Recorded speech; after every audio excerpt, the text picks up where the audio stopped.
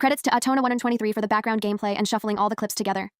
Feel free to slow down the video anytime if the voice is too slow. Welcome back to another Friday of this series, where today I'm going to address some pretty important topics within the K-pop industry. Recently, specifically in the TMA performance, Meovv members were dressed in some pretty revealing and seemingly uncomfortable clothes. Not only is this a problem because of the huge stage they're on, and young ages, but their choreography is pretty intense and hard to execute. This of course could potentially lead to accidents on stage, and it did. Anna had an outfit problem, later leaving the stage during the crowd interaction segment, and coming back looking upset and teary-eyed. Later, people noticed an extra level of clothing added to her outfit. This also led to her having a hard time with the choreography, being more restrained and careful not letting her full potential shine. The members are still young, and yet so early in their career, they're being forced to wear such clothes while still being expected to perform like nothing is wrong. And it's not just Meovv. More and more idols are having this problem in recent months that it's basically the new trend. Yet despite these short clothes and the fact free will is unheard of, they're still expected to perform with a smile on their faces while people discuss their bodies like paintings at auctions. The idol industry hasn't changed. It never has. These problems have been around for decades, just now with a bigger, more disgusting audience. This is not a sexy or more mature concept. It's exploitation of people who can't even sign their own contracts yet. And while we are discussing this, let's talk about those disgusting fan pages that have been going viral lately. I'm talking about the ones that gather different clips of idols having outfit malfunctions on stage and clip them together. Slap a 4K filter on top. Write a text saying something like, idols being uncomfortable on stage. And instead of spreading awareness like a decent human being, they have to freeze the frame, zoom in like that's not creepy enough, and people just eat it up. And that's just one method. Some people just straight up post just the clip alone, no text, no filter, nothing generally interesting, and look. Do you see that number? Almost 1 million people watching a wardrobe malfunction like it's the new season of Love Island. Poor Anna, imagine she saw one of those videos, which she probably did. And then y'all scream the second a hiatus or break is mentioned, like you weren't the reason. A video has been going viral, where an interviewer that has interviewed several K-pop idols say something along the lines of, people want to date him, but I know he's gay. I'm curious to know though, why was that any of her or our business? Like it's the big 26, why are we doing this? I thought we grew up. Why is a 30-year-old woman caring? And the fact she has literally worked with them in the past makes it worse.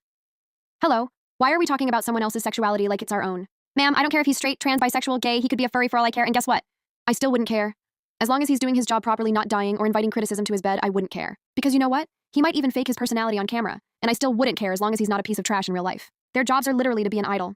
Do you think they aren't gonna fake it? Idols get hate for everything. Of course they're gonna hide some stuff, and if K-pop wasn't so toxic, they still don't owe anyone a full summary of their life. Being an entertainer means you have to be entertaining. It's literally in the name. So if some of them have to fake their personality, it's part of the job. Some people are naturally more reserved. That doesn't mean they're not talented.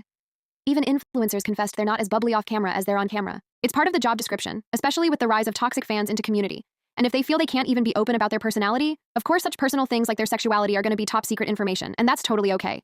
The fact Korea is such a conservative country, mixed with the hate train idols get for breathing, leaves no room to be open about literally anything without being dragged.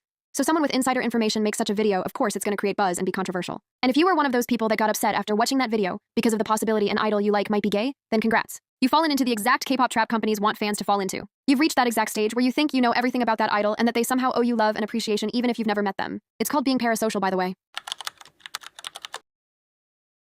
At a Stray Kids fan con, while during the encore, N was about to fall but grabbed a fan's hand to steady himself. At that moment, Han walked by and glared at the fan, seemingly thinking they had bad intentions.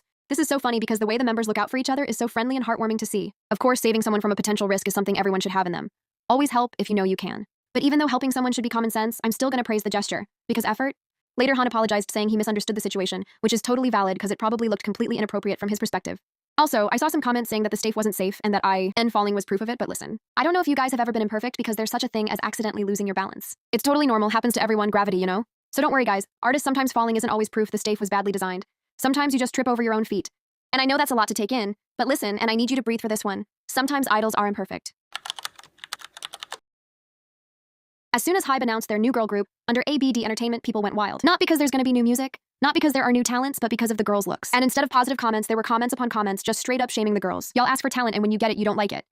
Just say you want a pretty face who can fulfill all your fantasies instead of hiding behind other people. These girls are gonna spend their whole careers being messed by their looks, and just because they don't look exactly like the Korean beauty standards want you to look, they're gonna get hell for it. Their whole worth is gonna be measured on their beauty. They could be the most talented group in the industry, and they'll still get shamed.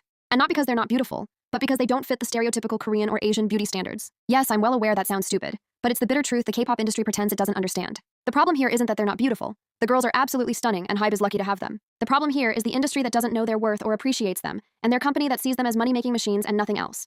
Y'all are half of the reason companies want star power, and not talent now. They know people care more about looks and talent, and they took that into accountability. And yes, I'm very aware their company doesn't care. I mean, for them, bad publicity is still publicity, but what about the girls? They're still young and have a full life ahead of them.